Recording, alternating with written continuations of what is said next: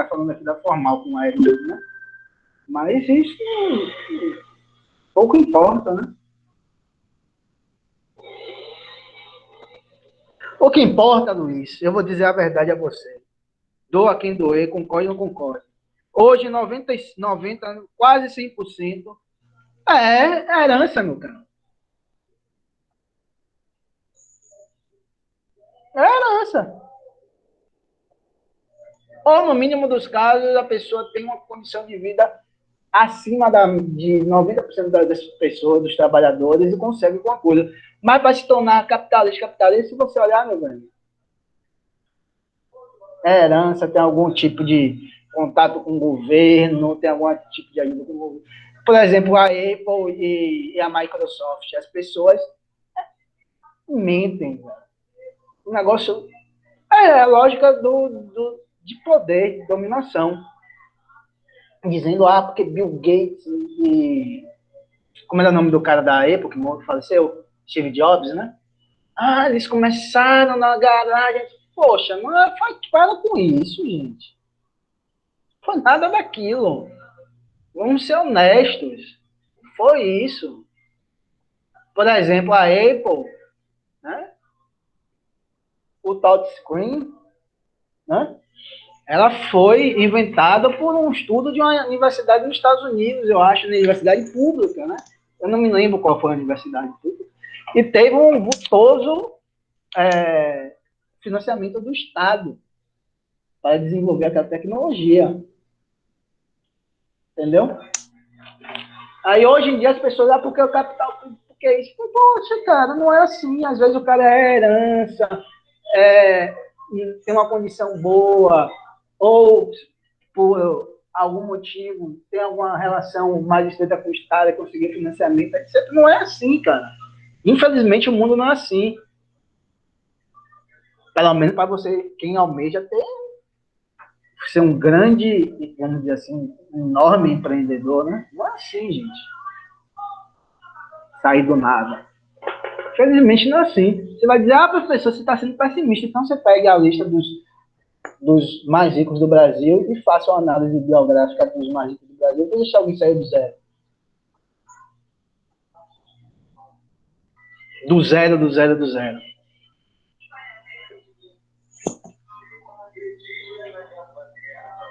Entendeu? É tudo mais complexo. Isso não é muita ideologia. Gente. É mais complexo do que eles mostram, né? Bem mais complexo a realidade do que eles mostram. Né? E bem mais suja, no sentido de falcatruas, etc. Aí, repito, se tiver assim alguma dúvida, basta dar uma pesquisada aí, uma análisezinha, para você ver. Fizeram um estudo, Luiz Lindenberg e Ericles, sobre... Como foi o nome? Meu Deus, foi onde? Foi em Veneza e em Florença.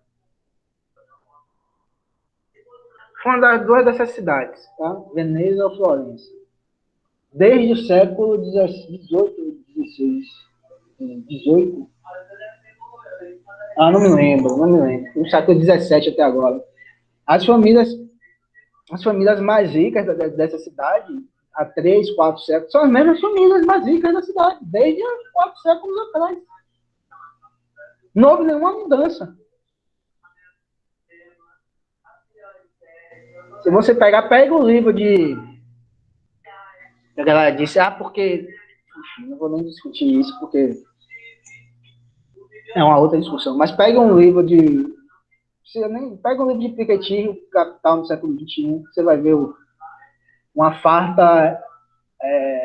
fartos dados biográficos, né, estatísticos, etc. Tudo ali, falando sobre o processo de concentração de renda, acho que em um século, um pouco mais de um século. Você vai ver. Mas tem que ter agora, para que isso ocorra, tem que sentar na cadeira e estudar, velho. Então, fazer a pesquisa, não, vamos ver. Se o cara está falando que é fácil, vamos ver o que é fácil, vamos pegar livros críticos, vamos pegar livros que estão falando, defendendo essa tese, vamos ver se essa tese se sustenta. Tem que pesquisar, cara. Não vai dizer, porque eu conheço um fulaninho que abriu uma padaria, agora tem 3 padarias. Sim, beleza. A padaria dele tá... Ele abriu capital na Bolsa de Valores de Tóquio. Então, quando a gente está falando isso, está falando de grandes capitalistas, né? Certo, gente? Não é aquele cara que você conhece, que agora tem um carrinho bom, tem uma casa boa, etc. Não são esses. Bom dia, Daniela. Nós não estamos nos referindo a esses sujeitos econômicos, a gente está se referindo a quem realmente manda, né?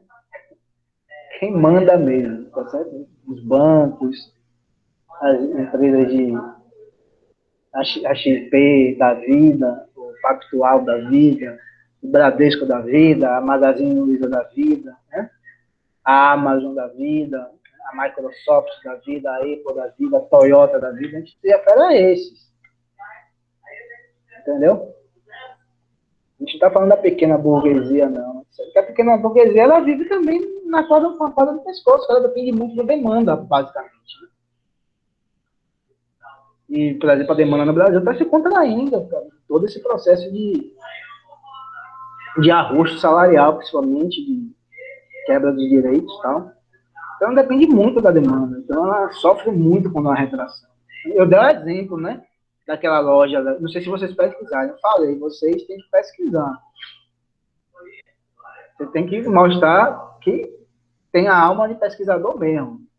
Da loja da Colombo, da rede Colombo de vestuário, né?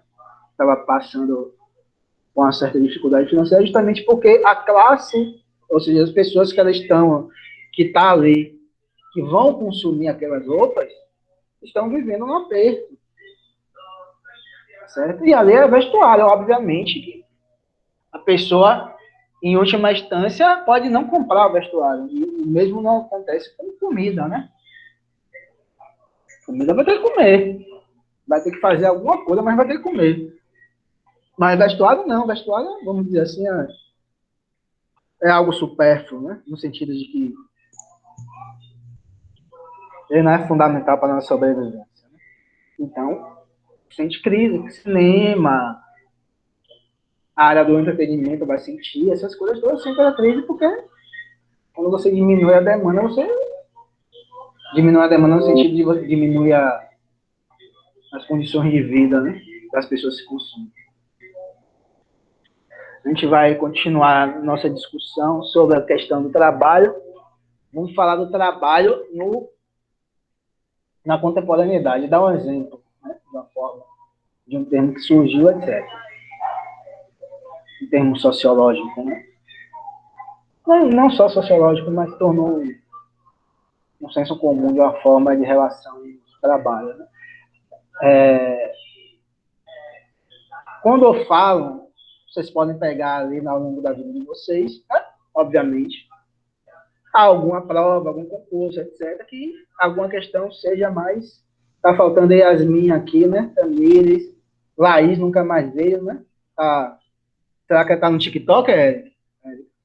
Ela mandou um vídeo lá que a gente teve. A última aula que ela apareceu foi quando a gente estava discutindo rede social. Aí vocês podem encontrar, viu, Luiz Gutenberg, uma questão mais bem elaborada, de falar assim, as relações de...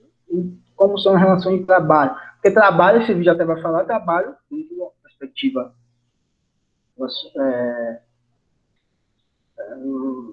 mais ligada a Marx, né, que os outros sociólogos não fazem uma distinção tão grande, é toda a forma, toda a interação do sujeito ou de sujeitos, né, com relação à natureza, né, natureza exterior, né, e que dessa relação ele constrói algum objeto, não é mercadoria, gente, é qualquer tipo de objeto, mercadoria especificamente tem algumas características, constrói algum objeto para satisfação de necessidades nossas, humanas, né? Ou comer, ou vestir, ou outra necessidade qualquer, tá? Então, trabalho é essa relação. Então, essa relação ela perpassa com toda a história da humanidade, né? Desde o que se chama lá de comunismo primitivo, passando pela moda da produção asiática, pelo escravismo, etc. Sempre existiu relações de trabalho, né? Mas essas relações de trabalho, elas mudam ao longo do período, ao longo do contexto histórico, concretamente falando, né? E tomam alguns outros nomes, né? Então, em termos, estrito senso mesmo, termos bem delimitados, né? As relações de trabalho dentro do capitalismo, elas se objetivam enquanto emprego, né? Então, se você ouvir a relação de trabalho no capitalismo, qual é o nome da relação de trabalho? Tal. Não sei se cai assim não, mas você vai falar emprego. Então, trabalho assalariado é sinônimo de emprego. Então, a relação de trabalho no capitalismo é uma relação que tem a denominação de emprego. Né? Isso, do ponto de vista teórico, é importantíssimo. Eu falei também apareceu. Bom dia, Denise.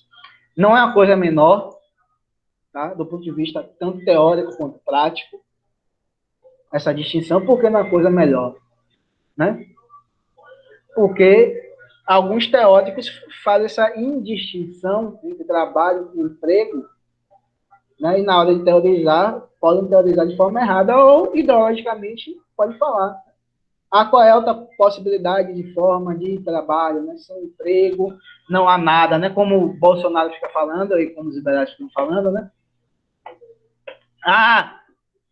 Então, ou vocês têm direito ou vocês têm emprego. Ou isso ou aquilo, não. Dentro dessa sociedade capitalista, nós estamos fadados a isso. Nós precisamos de emprego para sobreviver. Mas o trabalho, a produção de riqueza, ela vai existir se houver uma mudança na organização econômica.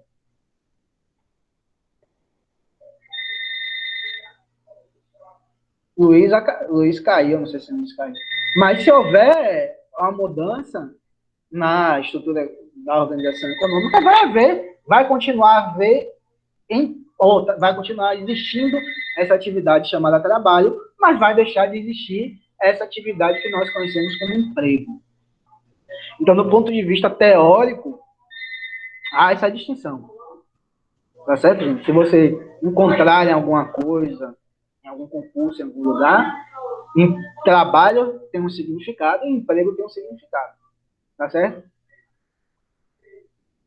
Nesse vídeo ele vai fazer essa distinção. Falar do famoso aplicativo de transporte chamado Uber. Seja por já ter utilizado o serviço, pelas notícias envolvendo os motoristas, os conflitos com os taxistas, ou por conhecer algum amigo ou amiga que já utilizou, o Uber se tornou presente no imaginário coletivo desde o seu lançamento, em 2010 nos Estados Unidos e em 2014 no Rio de Janeiro. Mas o que será que esse aplicativo significa para o futuro das relações de trabalho no mundo? É isso que iremos investigar a partir de agora. No último vídeo, tentamos, de maneira breve, apresentar as condições de trabalho do século XXI.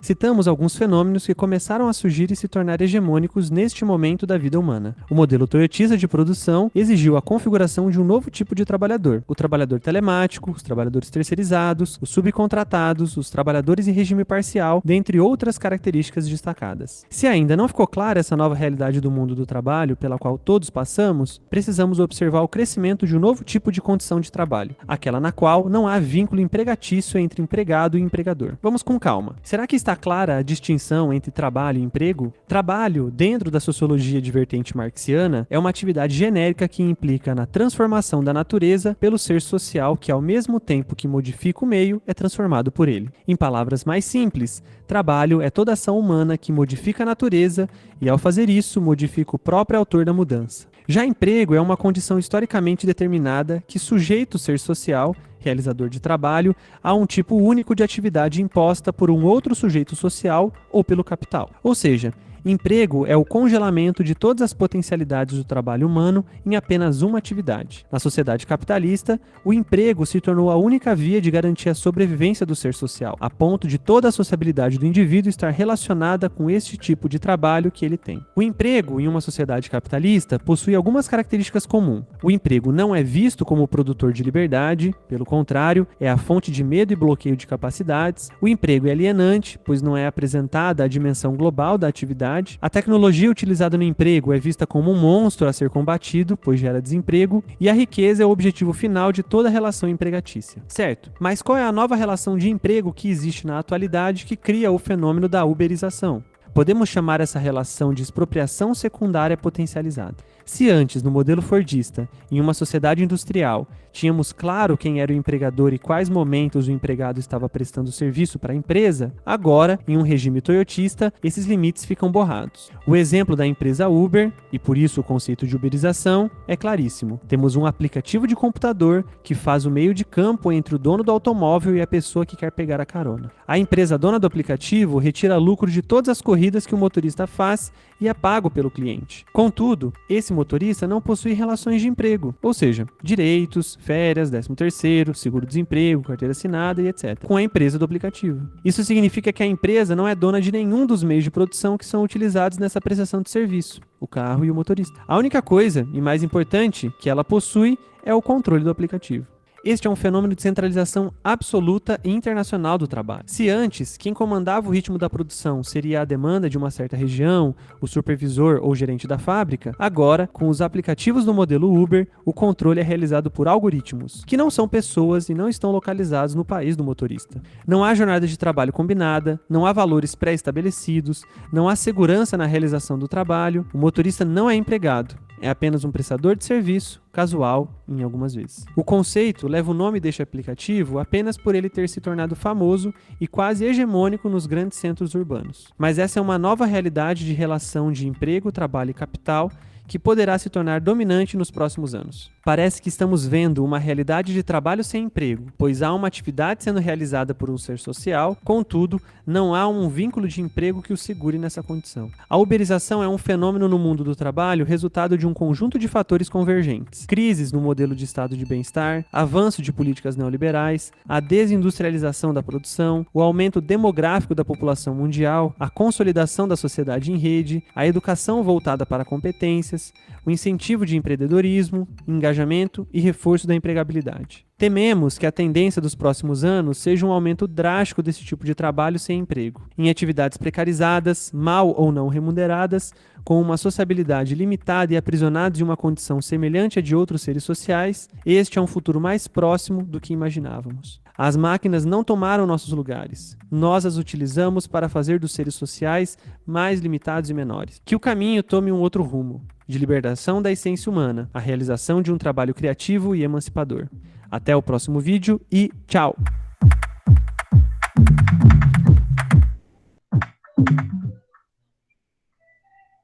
Prontinho, gente. Só tem 3 pessoas aqui. Cadê Alex? Cadê o Luiz, pai? Meu Deus, espero que tenha sido a internet, viu? Lindenberg, aquilo que eu estava comentando no começo, é Florença, não é Veneza, não. Como eu falei, era Veneza, Florença é Florença mesmo. Notícia de 2016. Tá certo, tranquilo. É para confirmar. Agora o menino perdeu, né? Não sabe. Oxe, saiu aqui todo mundo, foi. Só ficou. Eu caí, saiu. Deve ter caído, né? Ou que Luiz não é de faltar, não. Deve ter caído. E Alex também, né? Você viu que no vídeo ele fala dessa distinção entre os conceitos de trabalho e emprego, né? Como trabalho como uma atividade mais genérica, emprego como um contexto, vamos dizer, específico do desenvolvimento da humanidade. Porque isso é interessante, porque eu já falei que isso é importante, né? Porque há um processo de tentativa de universalização dessas relações capitalistas do trabalho assalariado, quando não é assim, né? Trabalho é uma coisa, emprego é outra. Trabalho pode existir e vai existir em qualquer tipo de organização social. Agora, emprego não. Emprego é específico. Mas ele pegou algumas pinceladas sobre o que nós estudamos sobre toyotismo e fordismo, né? Vocês lembram, né? Daniele voltou agora, mas Tamires e Lindenberg lembram. Que nós falávamos sobre as relações de trabalho, processo de racionalização. Não foi, Lindenberg? O que é isso, né? No Fordismo você tinha um pacto social, né, por N motivos, né, que eu não vou repetir agora, mas você tinha um pacto social em que a classe trabalhadora, pelo menos em alguns países, obviamente, na minoria de países, tinha a possibilidade de ter um grande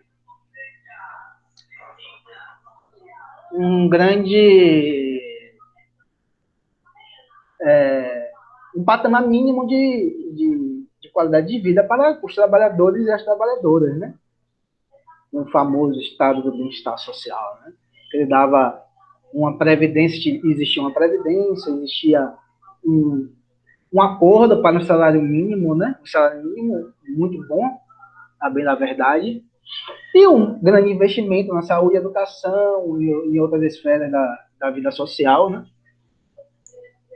E tudo isso por N motivos também, né, que foi objeto da nossa primeira atividade, né, que vocês fizeram, responderam bem, né, nossa atividade discursiva. Ele entrou em crise. Ele entra em crise, né? Você tem o fim do acordo de Bretton Woods, você tem outros fenômenos históricos, como os 2 choques do petróleo na década de 70, né? O endividamento dos países centrais, etc. Ele entra em choque. E desse choque, dessa crise, a crise, como nós estudamos no semana passada, é uma crise de realização de valor.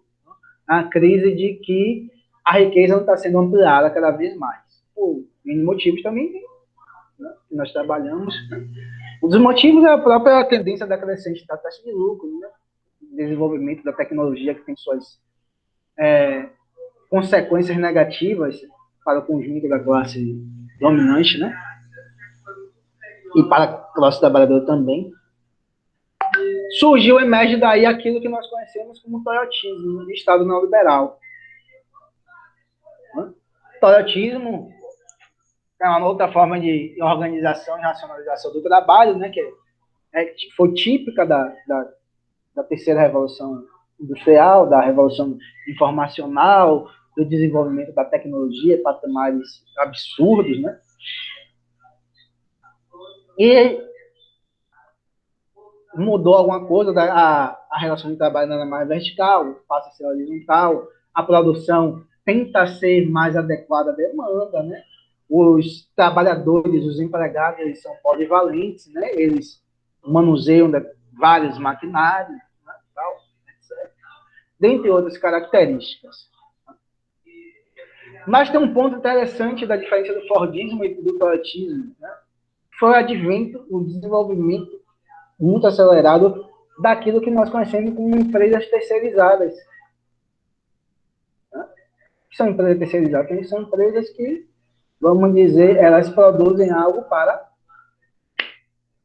alguma outra empresa, né? Que a relação entre atividade fim e atividade meio, né? Que geralmente elas fazem algum tipo de atividade meio, não é atividade fim, né? Por exemplo, a Toyota fabrica, obviamente, carros, né? E as terceirizadas vai fabricar alguma mercadoria ou, sei lá, parafusos, tintas, aço, motores, etc. Elas vão fabricar algo bem específicos, né? E vão fornecer para a Toyota. E a Toyota vai fazer, vamos dizer assim, o acabamento final, né? A junção, né? Vai terminar e produzir o carro. Né? Então, nesse sentido, o que Ricardo Antunes está falando, ele está falando que no Fordismo, a fábrica da Ford, ela dentro de uma unidade de produção, né, da Ford, ela fabricava a maioria das peças que ela precisava para fazer seus carros. Então, era produzida pela própria Ford. No toyotismo, essa relação se inverte. A minoria dos produtos, das mercadorias necessárias a fazer um Corolla da vida, são produzidas na fábrica da Toyota. E a maioria vai ser produzida nessas empresas terceirizadas que funcionam ali ao redor da Toyota. E essas empresas terceirizadas, elas se caracterizam por não ter relações, vamos dizer assim, relações de trabalho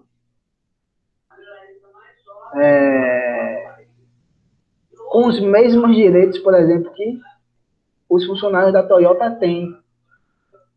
Então, essas empresas terceirizadas, porque ela tem que competir, etc., tem que vender mais barato, etc., então, necessariamente, elas vão ter uma relação de trabalho mais, por isso, precária, por isso que alguns sociólogos chamam de esses trabalhadores de precarizados, né?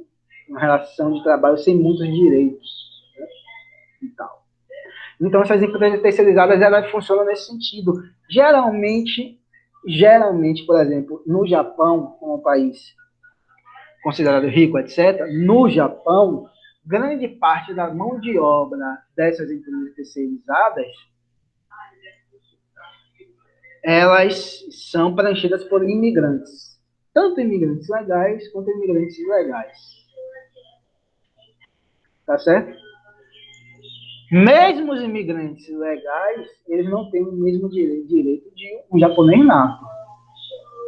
Que os trabalhadores do Japão, os japoneses natos, já não têm tantos direitos assim, em comparação, por exemplo, aos países da Europa. Imagine os imigrantes legais e os ilegais. Os ilegais é a base dessa relação mesmo, não tem direito nenhum. Aí sofre o pão que o diabo amassou, né?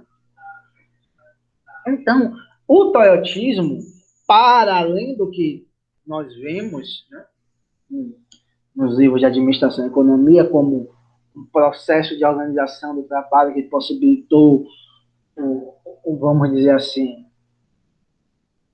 o ressurgimento, o aumento, ou, no pior dos casos, houve algum aumento a um patamar minimamente razoável para a classe, para a burguesia, mas que é um processo, uma organização do trabalho, uma racionalização do trabalho, das relações trabalhistas, que possibilitou o desenvolvimento tecnológico, etc., toda aquela discussão toda, que houve um processo de abundância, etc., que não houve, na verdade, né? Mas eles vendem como um processo de sucesso total, coletismo, né?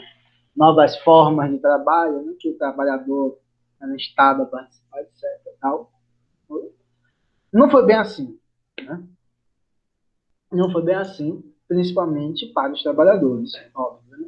Tem números de trabalho, tem uma socióloga nipo-franco-brasileira chamada Helena Irrata, né? Quem tiver interesse e curiosidade, ela tem trabalhos interessantes sobre as relações de trabalho nesse período histórico. Na França, ela é professora da Universidade Francesa, se não me engano, ela é brasileira, então, obviamente. Tem uma ascendência japonesa, então ela estuda essas relações no Brasil, na França e no Japão, principalmente no que se relaciona à questão de gênero, a questões de gênero. Como as questões de gênero, como as organizações de trabalho, como as relações trabalhistas, se efetivam nesses três países e principalmente como se dá a relação de gênero nesses países. Então ela vai dizer, ela não só ela, mas Ricardo Antunes se apoia muito no trabalho dela, vai dizer que as atividades mais pesadas do toyotismo, elas são relegadas principalmente às mulheres e aos imigrantes. Então os homens têm as atividades mais, vamos dizer assim, mais avançadas, os melhores salários, obviamente, e as mulheres são dadas atividades menos, vamos dizer assim, menos nobres, com os menores salários e com a jornada de trabalho maior. Não só para as mulheres, mas para os imigrantes. Então, essa perspectiva já é uma perspectiva de quê? Que se relaciona com o vídeo que nós apresentamos. De uma perda de direitos trabalhistas. Né? As relações de trabalho tornam-se precárias, questiona-se os muitos direitos trabalhistas que surgiram, se desenvolveram com o estado de bem-estar social. A Luiz voltou. Com o estado de bem-estar social e para que aquela crise fosse superada, o toyotismo, o neoliberalismo, ela vai atacar uma dos seus maiores custos, se não o maior, que é o custo da força de trabalho. Então, as empresas terceirizadas são isso, as relações de trabalho são essas, né? A desregulamentação das relações de trabalho vão nesse sentido. E os estudos empíricos sobre a concentração de renda, desde a década de 70 até o ano 2000, etc., todos os estudos, quase todos os estudos vão dizer que houve concentração de renda. Que não houve acompanhamento de aumento de produtividade, não foi acompanhado por aumento da renda do trabalhador, o vulgo salário. Então, o taoísmo é isso, é uma grande luta. Tá? Só que essas relações, só que o taoísmo ainda está naquele, dependendo da correlação de força, ainda tem algum tipo de direitos trabalhistas, né? Algum tipo de direito trabalhista, etc. Né? Por mais que seja, vamos dizer assim, não seja tão robusto quanto na época do Estado de Bem-Estar Social, nem existia, né? Vai depender também de país para país, da correlação de forças de cada país, de cada região, etc. Mas ainda existia. Nesse processo de tentativa de superação cada vez mais da crise, de retomar patamares de lucratividades, visto lá nos 30 anos gloriosos, que todos esses movimentos são para voltar àquele patamar de lucratividade, né, que foi talvez os maiores da história. Não basta precarizar a relação de trabalho. Qual é o sentido agora? Que não exista mais relações de trabalho juridicamente falando. O que isso significa juridicamente falando? Relação entre o motorista do Uber, do 99, do entregador do iFood, do Uber Eats, de James, etc., com a plataforma, não é relação de trabalho. Ele é, vamos dizer, um autônomo, um empreendedor, um empreendedor individual. Não tem nenhuma relação. A Justiça do Trabalho, a Justiça no Brasil, ela não reconhece enquanto relação empregatícia a que se estabelece entre a Uber, a empresa Uber, e os seus motoristas. Então, se não é nem como tem nem palavras, Luiz, é alguém que está utilizando de um aplicativo. Como, imagine você, pense em um aplicativo qualquer, sei lá, um aplicativo que você baixa. Você baixou o aplicativo, você apenas está usando o aplicativo, o algoritmo. Só que nessa o cara está trabalhando. Né? Só que nessa o cara está trabalhando. E a Uber está lucrando. Obviamente. Os donos estão lucrando. Não é parceiro, porque parceiro você pressupõe um determinado ganho de ambas as partes, né? Parceria quer dizer outra coisa, né? Pelo menos no meu entendimento. A relação de trabalho mesmo, a relação baseada na exploração mesmo de trabalho. Por que isso ocorre? Qual é o sentido disso ocorrer? O cara desenvolveu o aplicativo, as pessoas usam o aplicativo dele, mas não tem nenhuma relação de trabalho. O que significa isso? O que significa isso? Significa que toda aquela percentual que cada motorista paga por viagem e que em contrato está lá, fica com a Uber em sua totalidade.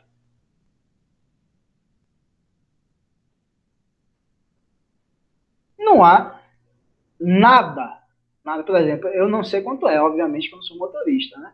Mas vamos supor, se for 20% de cada corrida, se for 30% de cada corrida, os 30% vai para ele, para a Uber. Não paga FGTS, não se paga 13º, não paga nada. Nada. Aí volta naquela conversa. Ah, professor, mas o índice de desemprego tão grande não é algo bom que exista isso, aí você vai cair naquela falácia de ou uma coisa ou outra, né? Porque eu posso falar a você que é perfeitamente possível ter emprego digno, com salário digno e com direitos trabalhistas dignos. Depende do próprio desenvolvimento econômico, das políticas econômicas. Né? Vamos dizer uma coisa mais, de um projeto de país que se queira. Então, não é que... E a questão do desemprego, né, é um fator muito importante nessas relações de trabalho precarizado. Você tem uma margem de desemprego alta, uma porcentagem de desemprego alta, que permite essas novas formas de relações de trabalho, porque você tendo 14 milhões de empregados, você tem emprego. Quantas vezes você já falou, pô, tem que agradecer a Deus por eu estar empregado agora com um monte de gente desempregada. Então, eles se desenvolvem muito nesse campo, porque o desemprego é desumano tanto para quem está desempregado quanto quem está trabalhando, né? Porque vai diminuir a remuneração, né? A barganha dos trabalhadores, e quem está trabalhando tem que se virar. Aí vai falar assim, poxa, pelo menos tem um Uber, mas poderia ser, poxa, poderíamos ter uma relação de trabalho nos moldes da Suécia, da Noruega. Por que não? Então lembre-se sempre disso, né? Porque as pessoas, quando tentam justificar isso... As pessoas sempre se nivelam por baixo, é o que mais... Eu ia falar para aí tem que nivelar por cima, cara. As pessoas... É porque também... tem que ver a condição social, né, da pessoa, para ela ter esse pensamento, mas ela tem que se nivelar por cima. Mas é para isso que nós estamos aqui, né? Que é pra gente entender que a gente tem que se nivelar por cima também, né? Saber nossos direitos e tudo mais. Por isso que a gente tá aqui. Rapaz, eu ia falar isso, velho. Eu ia falar literalmente o que você falou, Luiz. Poxa, desculpa aí. A mesma coisa que você ia falar. Bicho inteligente, né, Lindenberg? Tamires, você tá calada hoje? Fala alguma coisa. Fala, Lindenberg. Porque é isso, Lindenberg. E o resto, as pessoas se nivelam por baixo. E é muito cômodo para um cara. Imagine o cara daí perto de vocês, Rio Grande do Norte, meu Deus, da Riachuelo, como é o nome dele? É Flávio alguma coisa, né? O nome o nome da empresa é Guararapes, né? Que é um conglomerado maior, que dentro da Guararapes tem a Riachuelo. Flávio Rocha. Flávio Rocha, valeu. Flávio Rocha. Ele tem esse mesmo discurso, ele fala, porque a Justiça do Trabalho veio aqui me acusar que a exploração do trabalho é análogo ao escravo, etc, etc. Mas eu gero emprego. Ninguém gera emprego. O cara precisa de emprego para lucrar. Se não tiver emprego, ele não lucra. Então, quem vai se quebrar mais é o capitalista. Porque eu gero emprego. Sim. Se eu não tivesse, as pessoas estariam... É uma chantagem, né? Porque você fala assim, pega para as pessoas do interior do Rio Grande do Norte, que já é um estado pobre, e fala assim, olha, eu vou dar emprego, etc, etc. Aí você fala com isso. Aí chega o Tribunal de Justiça do Trabalho, seja a Justiça do Trabalho, fala isso. Isso é trabalho análogo ao escravo. Não pode. Aí ele fala assim, mas eu dou emprego para aquelas pessoas. Você acha que as pessoas vão ficar a favor da Justiça do Trabalho ou a favor dele? As pessoas vão falar a favor dele, porque elas vão se enxergar como realmente a pessoa que estava numa situação ruim foi para uma situação menos ruim, e a Justiça do Trabalho está querendo só destruir essa relação menos ruim sem dar alternativas. Mas não é da competência da Justiça do Trabalho, dá alternativa. Aí eles deitam e rolam, falam assim, não, eu estou dando emprego. Está dando emprego. Mas vocês vivem sem trabalho? O trabalho, as pessoas podem viver sem estar subordinada aos empreendedores, aos burgueses, etc. Mas a classe capitalista, ela não pode prescindir da força de trabalho. É impossível. Sem exploração do trabalho não existe capitalismo. Mas sem emprego existe humanidade. É essa relação, essa diferença de trabalho e emprego, que tem que ficar claro para vocês. Trabalho existe. Emprego é histórico. Tá certo? É óbvio que você vai falar, poxa, mas desemprego a pessoa não tem nem dinheiro. Claro, né? É uma relação bem desumana, porque no fundo você está dizendo, ou você trabalha para mim ou você morre de fome. Mas é pior, essa dependência é uma dependência que é da natureza, é essencial para a classe burguesa, porque sem burguesia, ou sem trabalho assalariado, não existe capitalismo, não existe capital. Sem produtora de mercadoria, não existe. Esqueça isso, o capital não produz nada, quem produz é a classe trabalhadora. Você fala, professor, mas e aquela maquinária? Quem produziu a maquinária? Quem pensou a maquinária? Quem estudou anos para pensar a maquinária? Né? Vocês estão entendendo? Quem pensou aquele chip, microchip, etc., que tem lá nos celulares super avançados, que tem lá nos... Quem pensou a construção daquelas maquinárias que os latifundiários brasileiros compram por milhares de dólares das fabricantes coreanas, suecas, etc. Quem pensou, quem passou anos pensando sobre isso, no desenvolvimento tecnológico, e, por fim, quem realmente produziu aquilo. Então, essa relação de uma dependência estrutural. Sem trabalho assalariado não existe capitalismo. Mas sem capitalismo existe trabalho. Como já existiu antes, pode existir. Então, essa relação do Uber, a uberização, porque ela o Uber se tornou tão famoso, né? Uma empresa tão famosa, que essas relações de trabalho, mediadas por essas novas tecnologias, se tornaram sinônimo de uberização, mas você pode fazer outras, relacionar com outras relações de emprego. Mas o fundamento é sempre o mesmo. Não existe relações de emprego. São relações de emprego, de fato, relação de emprego de fato, né, porque os motoristas dos aplicativos estão trabalhando para a Uber, quer queira ou quer não queira, porque o lucro da Uber vem do trabalho dos trabalhadores. É uma relação de emprego de fato, mas não é de direito, porque a justiça não reconhece aquilo. É um absurdo, gente.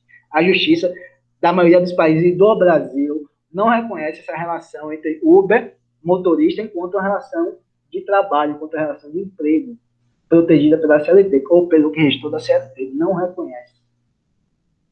A Califórnia já reconheceu, alguns estados, acho que os Estados Unidos já reconheceram, e o Reino Unido já reconheceu. Durante muitas lutas, etc, etc, e o mundo não caiu. Só que no Brasil, que se falar em direitos trabalhistas, etc, parece que o mundo vai cair.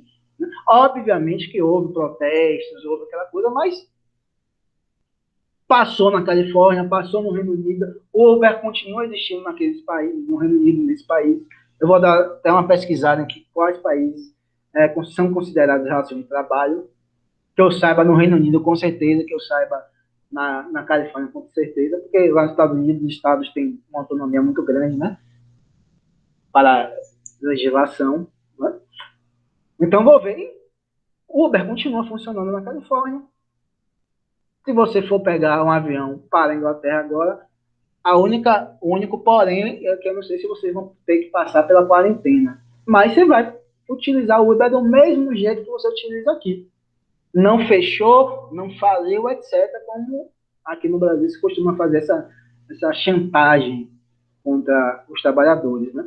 Então, a relação do Uber, ela se insere numa lógica de precarização do trabalho que vai se intensificar com a advento do toyotismo e do Estado neoliberal. Não surge agora, se intensifica, porque, obviamente, as empresas querem faturar cada vez mais. E você retirando esses direitos trabalhistas, vai ser um custo a menos para você. Tá certo? É tão complicado isso que vocês estão vendo. Vocês não, né? Porque nem Guarabira tem Uber, né, Luiz? Mas, na verdade, professor, acredite se quiser, aqui em Guarabira tem um aplicativo daqui. Eu sei, Elite tem um daqui. Não é? Hã? Elite 83, se eu não me engano. É o isso nome do mesmo. aplicativo. É. Ah, eu sei, Luiz. Oxe. Ah, rapaz, sei. Olha só, o cara é informado. Eu tenho baixado. Tamires mora onde? Mesmo esqueci. É em Guarabira também. Bora, Bia. Tamires, você tá dormindo, Tamires? São 11 horas, Tamires.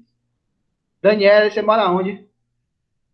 Seu microfone, eu vou comprar um microfone pra você, Tamires. É que ela é muito tímida, professor. Ora, Tamires. Muito Daniela, tá tímida. dormindo? O quê? Tá dormindo? Ah, tá acordado. Você mora onde, Daniela? Cabedelo. Você mora em Cabedelo? Que Aham. mentirosa. Que legal. Mentirosa. Cabedelo. Poxa, Hã? mentirosa isso. Mentira, Não, mas é professor. sério, você mora em Cabedelo mesmo? Moro.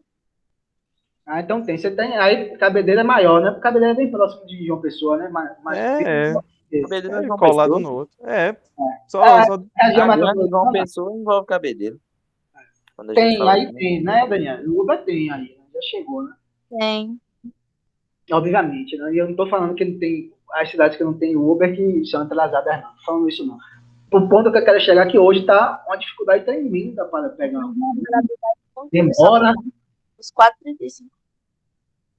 Antes era um monte de gente, o Uber, trabalhando no Uber, mas dizem que perdeu 20 a 25% dos motoristas de aplicativo. Por quê? Porque a gasolina subiu em demasia, vai subir cada vez mais. Não foi isso? Aí corrói a porcentagem de lucro do motorista do aplicativo, porque o motorista do aplicativo é ele por ele mesmo. Né? Não tem nada. O Estado não protege ele, porque não reconhece que contra a relação de trabalho, e nem o aplicativo tampouco. Né? O que é que isso acontece? Numa relação sem direitos algum, a gasolina subiu outro custo, o que é que o cara vai fazer? Vai deixar de trabalhar. Porque não tem nada, não tem. Ele está pagando. Vai ter momentos, se continuar subindo, vai perigar que o cara vai pagar para rodar. Ele vai terminar tendo prejuízo para rodar, porque não tem relação nenhuma, não tem proteção nenhuma do Estado. Nada, nada, nada. Nada do Estado. Gasolina altíssima, vai aumentar a conta de luz, vai aumentar o gás. Luz já aumentou, né? Já aumentou, né? Primeiro de setembro.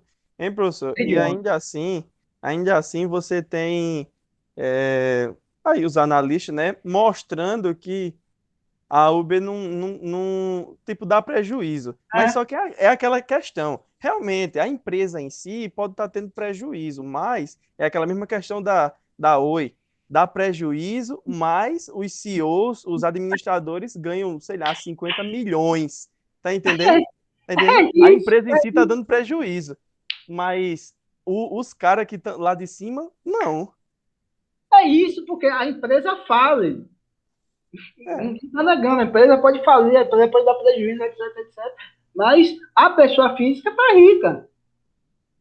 Porque, não sei se eu falei com vocês lá de Max Weber, mas Max Weber fala que uma das características do moderno capitalismo ocidental é justamente a separação entre empresa e família, ou seja, entre pessoa física e pessoa jurídica, né? A pessoa jurídica pode falir, a Uber uma hora pode falir, mas, como você falando, os altos executivos continuam nadando em dinheiro. E, através do suor dos pobres, dos motoristas, né? Que não tem direitos trabalhistas, ou seja, se ele tiver algum tipo de acidente, vai ficar sem receber nada.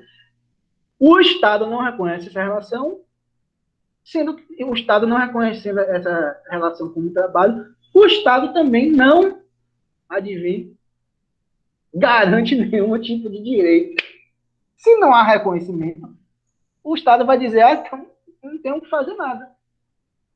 Porque o Estado poderia fazer, né, sei lá, poderia haver um projeto de lei, né, novo, que versasse, né, regulamentasse sobre essas novas ações. Então, falar assim, olha, não, vamos fazer uma diferença. O Estado entra, arca com a porcentagem, a Uber arca com outra, e o trabalhador arca com outro, como é na Previdência, na questão da responsabilidade solidária.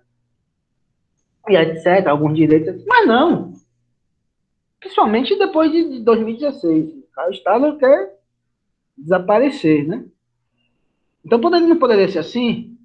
Não poderia. Não estou pensando nem em termos evolucionários, mas em termos keynesianos, né? O Estado, a empresa e o próprio trabalhador. Se fizer isso, meu caro, você vai ver, se houver um projeto de lei nesses moldes, você vai assistir o Jornal Nacional vai passar até se aprovar, até ser votada esse hipotético projeto de lei. O Jornal Hoje, o Jornal Nacional, a Globo News, a Band News, a Band, etc. Ia passar metade dos jornais deles falando sobre como essa lei é ruim, como essa lei prejudica a economia, como essa projeto de lei não pode passar, como isso é prejudicial aos próprios trabalhadores. Isso é ver se não é assim. Eu falei até para a turma de informática 4. A gente já está terminando. Escreva o que eu tô, grave o que eu tô falando. Talvez a gente, se eu estiver morando aí em Guarabira, talvez eu me bata com o Lindeberg, com o Luiz. Com o Tamires eu não sei, porque Tamires não tem foto. Aí eu não morar aqui, professor? Uma hora vai voltar às aulas presenciais. Daniela, só se eu estiver passeando com o cabedelo, né? Tamires eu não sei, que Tamires não tem foto dela, então eu preciso encontrar com ela na rua. Eu não vou saber quem é. Mas se você encontrar comigo, se quiser falar, pode falar, né? Já que ela é tia. Daqui a uns 3, 4 anos, eu estou falando uma coisa a vocês. Daqui a uns 3 a 4 anos, vão estar falando, contar essa história desse período nefasto que nós vivemos. Falar assim, porque a economia está ruim, etc. Porque Paulo Guedes nem liberal ele era. Paulo Guedes nunca foi liberal. Paulo Guedes não privatizou nada. Vocês vão ver daqui a uns... Eu falei lá 4 anos. Mas uns 2 a 3 anos, cobre, viu? Pode me cobrar. Paulo Guedes nunca foi liberal. Que nada, como fizeram com Macri, né? Macri deixou a Argentina no chão, aí justificando, né? Nunca foi liberal, etc. E a família de Macri, a família que estava envolvida com a privatização do Correio, que deu um prejuízo enorme lá na Argentina, e o Estado teve que vir socorrer os Correios, como sempre ocorre, né? E pode ser que ocorra agora. Né? Então, Lindenberg, falando isso, a relação de essas relações mais precárias de trabalho, sem direito algum, elas são relações em que há uma potencialização dessas novas formas de trabalho, novas relações de trabalho, que elas surgem a partir do proletismo. Elas se intensificam a partir do proletismo, então não surgem com o proletismo. Pasme, são relações de trabalho que são do começo da Revolução Industrial. E retornam lá na década de 70 e agora no século XXI, enquanto relações modernas, o que há de mais moderno na relação de trabalho. Mas são relações que você via lá no começo da Revolução Industrial, gente. Você vê o nível de perversidade da galera. Então, mas, Luiz, eu vou postar lá, mandar para você no WhatsApp, mas tá aí o link da reportagem que eu falei, a cidade é Florença. Depois você olha. Daniele, beber cana, você está falando de caldo de cana? Vai focar no caldo de cana, né, Daniele? Porque eu sou um homem que eu não bebo nada de álcool. Falando sério. Então, Lindenberg, a gente vai terminar Muito aqui. bem, professor. Preserve sua vida, sua saúde. Muito bem. Mas olhe, pense bem, vinho faz bem para a saúde, viu? Isso aí sim, Eu não deve, gosto de, mas deve consumir de álcool apenas por questões de saúde. Tem uns velhinhos aí de mais de 100 anos que é o que eles falam. Então, se eles estão falando, eles estão certos. Eles provaram. Daniela já tá. Mas Lindenberg, voltando aqui, saindo dessa seara. Você trabalha vendendo o quê? Você tem uma loja, né, Lindenberg? É de eletrônicos, né, Berger? Eu não tenho loja, não. Eu vendo andando mesmo. Normal. Agora, esse Sim. último mês foi muito quebrado pra mim. Meu amigo, quase que eu não pagava as contas. Esse mês agora, até agora, tá no zero também. Mas é Hein, porque eu Berk, tô tá muito aí. sem Tu tempo revende, também é, até Berk? de, Tu... de vender, sabe? Tô sem tempo demais. Com corrida agora com a questão de TCC não, né? Relatório de estágio, vem projeto. Todo projeto também tem que dar uma adiantada boa. Aí realmente fica bem complicado. Com certeza. Mas eu tô falando isso que com a possibilidade da privatização dos Correios, é, É eu tendo a verdade. ver com uma dificuldade maior, que provavelmente os preços Isso vão subir, né? já tora o cara mesmo, isso. Que todos os Principalmente, fornecedores mandam as coisas pelos correios. principalmente, Então tem que ir lá buscar. Ir lá buscar é longe demais, né? Gasta mais. Termina sendo pior. mas Todo eles jeito. entregam onde você Mas mora aí. assim, minha pretensão é vender isso só até esse ano, né? Próximo ano eu vou trabalhar na área mesmo. Beleza, é isso mesmo. Só pra ir sustentando, né, até lá. Aí, E aí próximo os ano, Correios não o entregam, cara não? pega um projeto, tira o salário mínimo que ganhava no mês, né? Um projeto só. Os Correios não entregam em casa aí, não, é? Você tem que pegar, é? Não, ele Não. entrega, mas só que, por Ah, exemplo, se eleva o custo dos correios, eleva o custo da mercadoria que vem pelos correios, né? exato, exato. E principalmente, mas Guarabira até relativamente, E não é muito futuramente eu pequeno. acredito que pode ser que Guarabira não dê muito lucro para eles, sem isso também, né? Se não der muito lucro, aí tem a opção É, de uma pessoa. que não vai ter mais É, o subsídio Não, mas cruzado. até que. Não, mas acho que Guarabira deve, ele já ainda deve manter, Berk. Porque É, assim. Porque Guarabira, por mais que não seja tão grande, ainda assim é um agora ponto pode ser porque estratégico. Guarabira é um É, ponto estratégico, né? porque é meio que no meio. É tipo meio entre João Pessoa e Campina Grande, tá entendendo? É exatamente 100 É quilômetros verdade. para lá e 100 quilômetros para cá, entre essas duas cidades. Essa cidadezinha vizinha, é verdade. mas o pessoal diz, porque vai melhorar, então vamos ver, né? Vamos ver. Melhorar eu acho difícil. E tudo para quê? Tudo para, obviamente, algo super lucrativo, né? E quando você vende, você vai perder essa possibilidade. Olha a perversidade que eles fizeram. Tudo cai na costa do trabalhador, né? A perversidade que eles fizeram. Nesse projeto de privatização, o que é que eles falaram? Que a Tabata Amaral, né? Que lamentável, né? Os paulistas votam mal demais. Nós também votamos mal demais, mas os paulistas gostam, exageram. Porque o que Tabata Amaral fala? Durante 18 meses a empresa que comprar o correio não vai poder demitir ninguém. Poxa, que perversidade. Quer dizer que depois de 18 meses, todos os trabalhadores do correio vão morrer, e os familiares também. Né? Não é? Você falar, de 18 meses vai ter a estabilidade. Sim, depois de 18 meses acontece o quê? Abre a possibilidade de demissão. Não é? Vai É, demitir todo mundo? eu acho que eles Não, deveriam ou ter não. estendido esse tempo ou ter colocado algumas regulamentações a mais, tá entendendo? Não, Tipo, só pudesse, sei lá, demitir se realmente eles fossem fechar uma filial, ou alguma coisa assim. Mas se bem é o que não vai provavelmente vai fechar. acontecer. Vai fechar, ele fala 18 meses, vai ter plano de demissão voluntária, etc, etc, mas vai demitir um monte de gente. Por quê? A gente, força de trabalho é o maior custo. E os caras querem diminuir. Já tem entrega feita por drone, né? A Amazon faz entrega por drone, eu acho. Então, para que tem um caminhão de empregados? Né? Porque eles pensam na lucratividade. Por isso que há antagonismo. Vamos terminar essa aula que já está passando. Por isso que há antagonismo de classe. Né? Por mais que seja vocês, algumas pessoas, estou dizendo vocês, mas algumas pessoas falam assim, não, papo furado de professor de sociologia, isso não existe. Há antagonismo de classe, porque o cara, a lógica de quem está privatizando é de que abre o mercado, a empresa privada.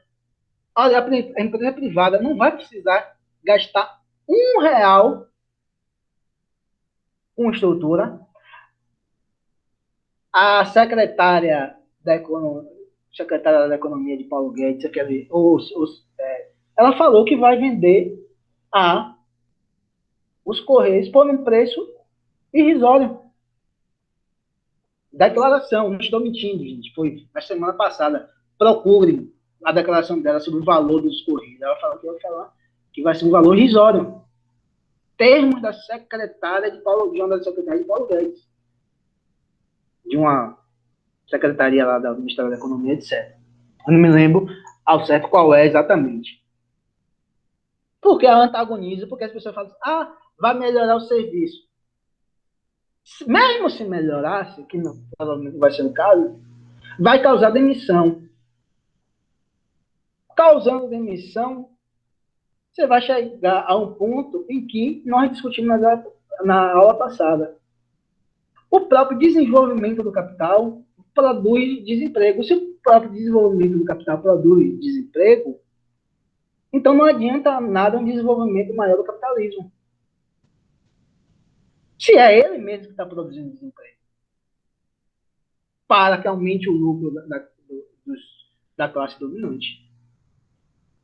Então, eles vão querer mais capitalismo, mas é ele que mesmo que está produzindo isso. Não é uma questão de fora, não é o Estado, não é outra coisa, não. É a lógica mesmo do capitalismo que é isso. E tem um momento que ela fala, não é mais necessária a força de trabalho. Só que você entende quando Paulo Guedes, esse secretário, os grandes meios de comunicação, falam, vai ser melhor para todo mundo. Não vai ser melhor para todo mundo, gente. Porque as pessoas vão ser demitidas. E isso não vai ser bom para as pessoas trabalhadoras. Estou falando que vai ser melhor para quem comprar. Não necessariamente é outra coisa que, não sei se vocês vão concordar ou não, os interesses de quem é bilionário, bilionário, não são os interesses da sociedade como um todo, óbvio, não é uma classe particular. E nem o sucesso deles significa o bem-estar da maioria da população. Não, eu diria, não significa. Em 2021, já tinha havido um aumento escandaloso do número de bilionários em 2020, no ápice da pandemia. No ápice não, né? Porque o ápice da pandemia foi em 2021. Quando teve aquele fechamento todo em 2020. Em 2021, piorou. Em 2021, até, não sei o período que eles, provavelmente é o período de agosto a agosto, ou de setembro a setembro, não sei se ele conta até o final do ano, não sei qual é essa periodização do ano que a Forbes faz, que outras revistas fazem, houve o surgimento de 41 novos bilionários no Brasil. 41.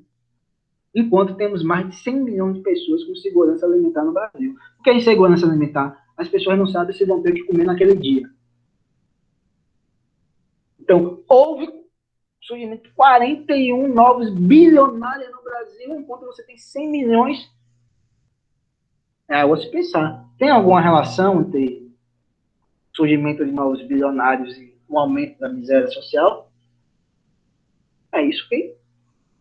Então, essas coisas, e nesse bojo, nesse momento, é um momento de esvaziamento do que nós conhecemos como CLT, da Consolidação da Lei Trabalhista, lá de Getúlio Vargas. É um processo de um esvaziamento que começou com a reforma administrativa, reforma trabalhista, que a reforma administrativa ela quer ir por esse mesmo caminho, facilitar as demissões. É um dos pontos essenciais dessa reforma administrativa, mas começou com a reforma trabalhista, foi ganhando corpo com outras portarias, com outras medidas provisórias, decretos, etc. Por sorte, eu não sei o que aconteceu. Não sei como foi que ocorreu. Ontem o Senado rejeitou a MP 1045, que havia sido aprovada no Senado, ou na Câmara, que os deputados haviam aprovado, que, dentre outros absurdos, quem trabalhasse, tivesse relações de emprego, não ia ter direito a 13º, a férias remuneradas, etc. Então não sou eu que estou falando na fundamentação. Eu sempre falo a vocês, para gente terminar assim. Gente, no caso, isso aí foi derrubado, né, professor? Foi derrubado pelo Senado. O Senado Sim, eu tinha escutado essa notícia, só que eu não sabia qual era a proposta, tá entendendo? Se você ler a MP, você vai ver que vocês jovens, era o alvo principal dessa MP. Essa MP foi feita para vocês. Especialmente o presente ia ser um presente de Grego, de Paulo Guedes e companhia. Então vocês sempre têm que estar atentos à própria vida cotidiana de vocês, à realidade cotidiana de vocês, para ver o que é que está falando, quem está falando certo e quem está falando errado. Não sou eu, o critério da verdade é a prática, é a vida. Eu posso estar falando, o fulano está falando da forma mais rebuscada possível, você fala, poxa, mesmo, faz até lógica, né? Diminuindo os impostos dos ricos, os ricos vão ter mais dinheiro, os ricos tendo mais dinheiro, eles provavelmente vão investir mais, investindo mais, vão gerar mais emprego, vai gerar mais riqueza, então a diminuição de emprego, no final gerou uma maior riqueza social, por teoricamente a vida, empiricamente não se verificou nada disso.